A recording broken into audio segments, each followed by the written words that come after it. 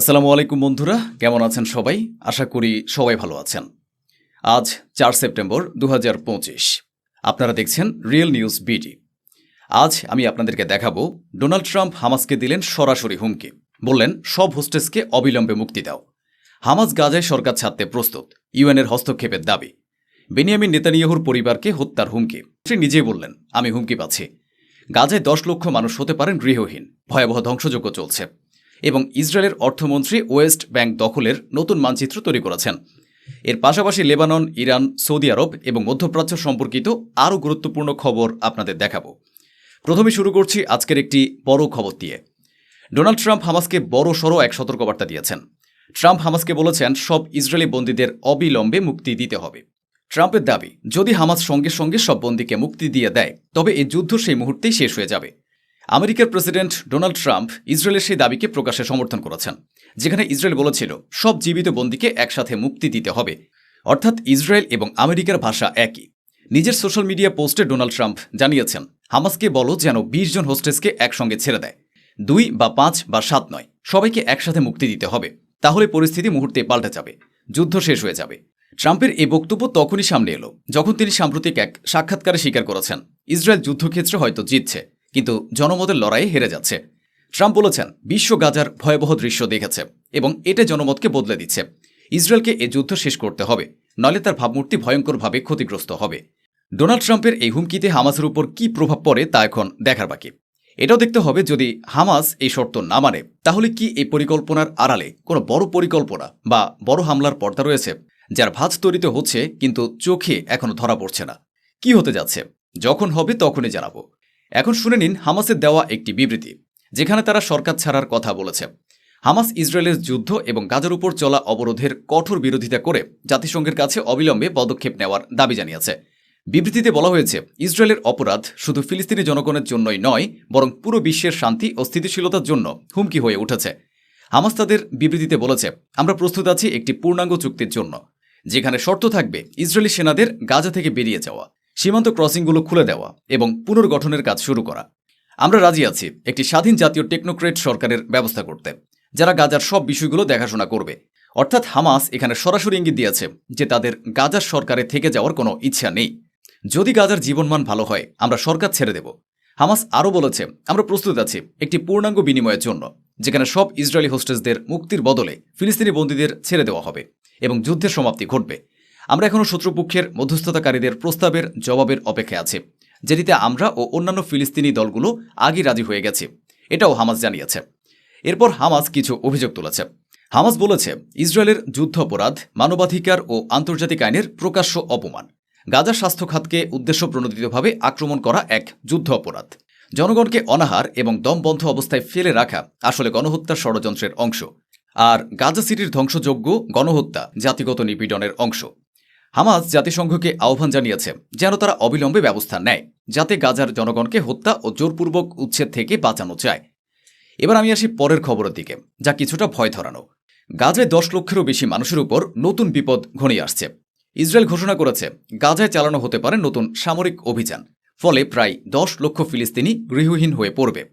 একজন শীর্ষস্থানীয় ইসরায়েলি সেনা কর্মকর্তা বুধবার বলেছেন যে সরকার অনুমান করছে আগামী দিনগুলোতে গাজা উপত্যকা থেকে প্রায় ১০ লাখ মানুষ, অর্থাৎ ১ মিলিয়ন মানুষ জোরপূর্বক হিজরত করতে বাধ্য হবে। তাদের হাতে এর বাইরে আর কোনো উপায় থাকবে না। তাদের জন্য ইসরায়েল একটি নতুন মানবিক এলাকা তৈরির প্রস্তুতি নিচ্ছে, এটা ইসরায়েলের দাবি। উল্লেখযোগ্য যে প্রায় ২ বছর ধরে চলা এই যুদ্ধে গাজার ২০ লাখেরও বেশি জনসংখ্যার বড় একটি অংশ ইতিমধ্যে একাধিকবার গৃহহীন হয়েছে। ইসরায়েলি সেনারা এখন গাজা সিটি দখল নেওয়ার প্রস্তুতি নিচ্ছে, যা গাজার সবচেয়ে বড় নগর এলাকা। জাতিসংঘের মতে এই শহর ও এর আশেপাশে প্রায় ১০ লাখ মানুষ বসবাস করে।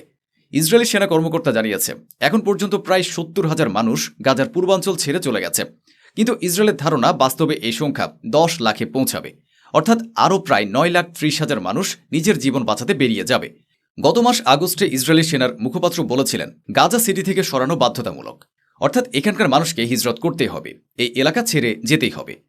অন্যদিকে রেড ক্রস স্পষ্ট সতর্কবার্তা দিয়েছিল যদি ইসরায়েল এভাবে করে তবে মানুষকে নিরাপদ এবং সম্মানজনকভাবে সরিয়ে নেওয়া অসম্ভব হয়ে পড়বে।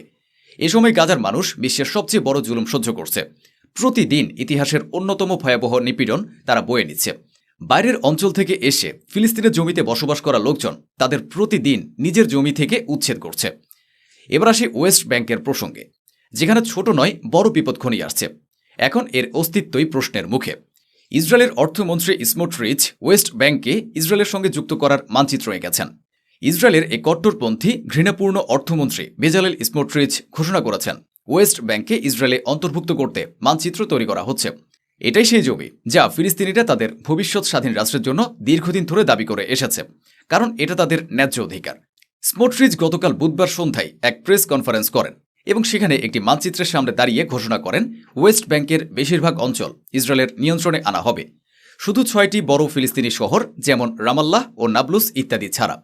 স্মোট্রিচ বলেছেন, আমার লক্ষ্য হল যত বেশি সম্ভব এলাকা আর যত কম সম্ভব ফিলিস্তিনি জনসংখ্যা ইসরায়েলি সরকারের অধীনে আনা, অর্থাৎ জমি বেশি দখল করতে হবে, কিন্তু সেখানে বসবাসকারী মানুষদের তাড়িয়ে দিতে হবে, যাতে ইসরায়েলি শাসনের নিচে যত কম সংখ্যক লোক থাকে।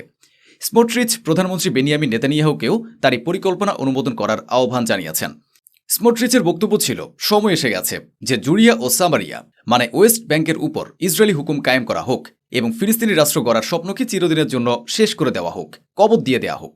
স্মোট্রিচ স্পষ্ট করে বলেছেন, আরব জনবসতিপূর্ণ শহরগুলো বাদ দিয়ে বাকি প্রতিটি এলাকা ইসরায়েলের সঙ্গে যুক্ত করা হবে। স্মোট্রিচ আগেও ওয়েস্ট ব্যাংককে ইসরায়েলে অন্তর্ভুক্ত করার পক্ষপাতী ছিলেন। এটাই সে জমি যেটি ইসরায়েল 1967 সালের যুদ্ধে দখল করেছিল এবং যেটির উপর ফিলিস্তিনিরা নিজেদের স্থায়ী রাষ্ট্রের দাবি করে আসছে। এ জমি আসলে ফিলিস্তিনিদের বাপদাদার জমি, যেটিকে স্মোট্রিচের মতো স্যাটেলাররা নিজেদের বাপের মাল মনে করে বসাচ্ছে। এ অবস্থায় নেতানিয়াহুর দপ্তর এ বিষয় নিয়ে কোনো বিবৃতি জারি করেনি। ইসরায়েলের প্রধানমন্ত্রী বেনিয়ামিন নেতানিয়াহু ভীতবোধ করছেন।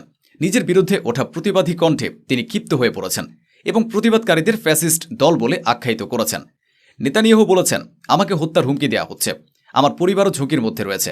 গতরাতে প্রকাশিত এক ভিডিও বার্তায় নেতানিয়াহু দাবি করেছেন, জেরুজালেমে তার বাড়ির বাইরে প্রতিবাদকারীরা ময়লার ডাস্টবিনে আগুন দিয়েছে, যার কারণে এক রিজার্ভ সৈনিকের গাড়ি পুড়ে যায়। এই সুযোগে নেতানিয়াহু অভিযোগ করেছেন, প্রতিবাদকারীরা বৈধ প্রতিবাদের সীমা ভেঙে ফেলেছে। তারা রাস্তাঘাট অবরোধ করেছে, সাধারণ নাগরিকদের জীবন দুর্বিষহ করছে, সরকারি কর্মকর্তা ও তাদের সন্তানদের পিছু নিচ্ছে। তিনি বলছেন, আমাকে এবং আমার পরিবারকে প্রতিদিন হত্যার হুমকি দেওয়া হচ্ছে। এখন তো অগ্নিসংযোগ শুরু হয়ে গেছে, একটি ভয়ের পরিবেশ তৈরি করা হচ্ছে।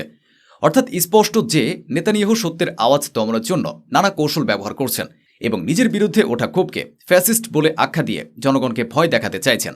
রাজনীতিতে একে অনেক সময় সহানুভূতি পাওয়ার চাল হিসেবেও দেখা হয়। এবার আসি পরের খবরে। গতকাল দিনের আলোয় ইয়েমেনের হুতিরা 2 দফা হামলা চালায়। একবার সকালে তারা 4টি টার্গেটে হামলার দাবি করে, এরপর সন্ধ্যায় তারা ওয়েস্ট ব্যাংক ও আরও কিছু এলাকায় হামলা চালায়।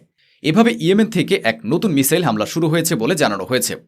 ইসরায়েলি ওয়েবসাইট বলছে, গতরাত সোয়া 1টা নাগাদ তারা লিখেছে যে ইয়েমেনের দিক থেকে মিসাইল হামলার বন্যা বইছে। আরও কয়েকটি খবরে বলা হয়েছে, ইসরায়েলের দাবি তারা মাঝ পথে কয়েকটি মিসাইল ইন্টারসেপ্ট করেছে। অন্যদিকে হুতিরা বলছে, আমরা আমাদের প্রতিটি টার্গেট অর্জন করেছে।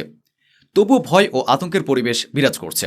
মানুষ দৌড়ে পালাচ্ছে, লাখো মানুষ আশ্রয় কেন্দ্রে গিয়ে লুকিয়েছে, যেন কোনো মিসাইল কিংবা তার ধ্বংসাবশেষ সরাসরি তাদের আঘাত না করে। এই ম্যাপ দেখাচ্ছে কেন্দ্রীয় দখলকৃত এলাকায় জায়গায় জায়গায় সারিন বাজতে থাকে। এসব হামলা অব্যাহত রয়েছে। হুতিদের বক্তব্য হলো, আমরা নত হব না, যতদিন গাজার উপর হামলা চলতে থাকবে আমরা থামব না। এবার আসা যাক ইরানের খবরের দিকে। Top security officials of Iran UK discuss nuclear issue. যুক্তরাজ্য ও ইরানের শীর্ষ নিরাপত্তা কর্মকর্তারা ইরানের পারমাণবিক ইস্যু নিয়ে বৈঠক করেছেন, যার ছবি এই হেডলাইনে দেখা যাচ্ছে। তিনি সাধারণ কেউ নন, তিনি ইরানের সুপ্রিম ন্যাশনাল সিকিউরিটি কাউন্সিলের একজন বড় দায়িত্বশীল ব্যক্তি, বিশাল ক্ষমতাধর বলা যায়। তিনি হলেন আলী লারিজানি, এই কাউন্সিলের সেক্রেটারি। তবে সেক্রেটারি শব্দটিকে ছোট পদ ভেবে ভুল করবেন না, এটি একটি অত্যন্ত গুরুত্বপূর্ণ দায়িত্ব। তিনি সর্বোচ্চ নেতা আয়াতুল্লাহ খামেনির ঘনিষ্ঠজন এবং উপদেষ্টাও। আলী লারিজানি ফোনে তার সমকক্ষ যুক্তরাজ্যের national security adviser Jonathan Nicholas পাওয়েলের সঙ্গে কথা বলেছেন। দীর্ঘ আলাপ হয়েছে। তাদের কথোপকথনে বলা হয়েছে, আমরা জাতিসংঘের সঙ্গে যে আলোচনায় বসছি তা মাথা নত করে নয়। আমাদের উপর শুধু নিষেধাজ্ঞা তুলে নিলেই আমরা কিছুটা ছাড় দেব, কিন্তু পুরোপুরি আমাদের নিউক্লিয়ার প্রোগ্রাম বন্ধ করে দেওয়া এটা কখনোই সম্ভব নয়। এ আলোচনা খুব বেশি বাইরে আসেনি, তবে আন্দাজ করা কঠিন নয় যে কি কি বিষয়ে আলাপ হয়েছে। আর যুক্তরাজ্যের কর্মকর্তাদের সঙ্গে আলোচনা হচ্ছে, কারণ ইউকে, জার্মানি ও ফ্রান্স মিলে আবারও স্ন্যাপব্যাক স্যাংশন, যেগুলো 2018 সালে তুলে নেওয়া হয়েছিল, সেগুলো পুনরায় ইরানের উপর চাপানোর কথা ভাবছে। এবার লেবাননের খবরে আসি। গতকাল দক্ষিণ লেবাননে ইসরায়েল একটি বড় হামলা চালিয়েছে, যাতে বহু মানুষ নিহত হয়েছে। লেবাননের আল মায়াদিন ওয়েবসাইট লিখেছে, several citizen killed in Israeli attack on south Lebanon. হামলাটি একটি বড় বাড়ির উপর করা হয়েছে।